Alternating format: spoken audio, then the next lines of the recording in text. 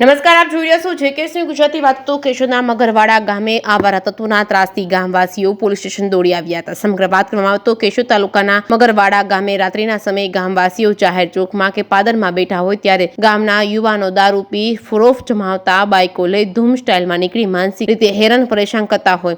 ગત રાત્રે મગરવાડા ગામના 150 જેટલા યુવાનો કેશોદ પોલીસ સ્ટેશન ખાતે પહોંચ્યા હતા. લેખિતમાં ફરિયાદ નોંધાવી છે. કેશોદના મગરવાડા ગામના રહીશોએ લેખિતમાં કરેલી રજૂઆત મુજબ ઋત્વિક કરશનભાઈ, પંકજ કિશોરભાઈ, ધર્મેશ કિશોરભાઈ તેમજ સતીશ રામભાઈ પોતાની બાઇકો લઈ દારૂ પી ગામવાસીઓ જાહેર સ્થળોએ બેઠા હોય ત્યાં ધૂમ સ્ટાઇલમાં નીકળી રોફ જમાવતા હોય ત્યારે ગામવાસીઓ અટકાવવા કહે તો પડકાર ફેંકીને કહે કે બાંધવું હોય તો ચાલ્યા આવો અને દરરોજ રાત્રે અહીંથી જ પસાર થશું અને આમ જ કરીશું. ત્યારે ગામવાસીઓ કાયદો હાથમાં લેવાને બદલે કેશોદ પોલીસ સ્ટેશન ખાતે આવી પહોંચ્યા અને રજૂઆત કરી હતી. કેશોદ પોલીસ સ્ટેશનના ASI Bhagwanbhai Garchar, police constable Dineshbhai, Bhimabhai Babariya તથા પોલીસ સ્ટેશનના સ્ટાફ નાઇટ પેટ્રોલિંગ કરી રહ્યા હતા ત્યારે પોલીસ કંટ્રોલ રૂમ દ્વારા વર્દી મળતા ઋત્વિક કરશનભાઈ, ઉંમર વર્ષ 21, મગરવાડાને ફેંકી પીણું પીધેલ હાલતમાં અટક કરવામાં આવી છે. કેશોદના મગરવાડા ગામના રહીશોએ લેખિતમાં કરેલ રજૂઆત અંગે વિરુદ્ધ કાયદેસરની કાર્યવાહી કેશોદ પોલીસ દ્વારા હાથ ધરવામાં આવી છે. જેકેસી ગુજરાતી સાથે રાજુ પંડ્યા, કેશોદ. મારું નામ કરણભાઈ ભીમભાઈ જલ્લુ,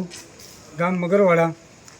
અમે રોજ અમારો પ્રશ્ન એવો છે કે અમે રોજ ગામમાં બેઠા હોય પાદર તો ગામના અમુક લોકો આવારા તત્વો દારૂ પીને ગાડીઓ લઈને ગામમાંથી નીકળે અને ત્યાં અમારી પાસે આવીને ગાડી રેસ કરે, હોરનો મારે. અમે એમ કહીએ કે ભાઈ તમને શું પ્રોબ્લેમ છે? તો એ લોકો એમ કે તમારે બાંધવું હોય તો આવી જાઓ.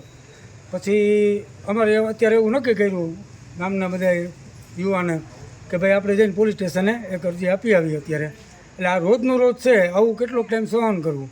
પછી જો અમારાથી કોઈ વસ્તુ ક્યારેક સહન શક્તિની હદ હોય, ક્યારેક કંઈક થઈ જાય અને એ લોકો અહીં આવીને ફરિયાદ લખે તો અમે પાછા હેરાન. અમારે કેવું થવું એમ, અમે વગર વાંકે ત્યાં બેઠા હોય ને અમને અહીંયા ખોટી ટોર્ચર કરવામાં આવે એમ કે તમારે બાંધવું હોય તો આવી જાઓ. આવો પ્રશ્ન લઈને અમે અત્યારે આવ્યા છીએ.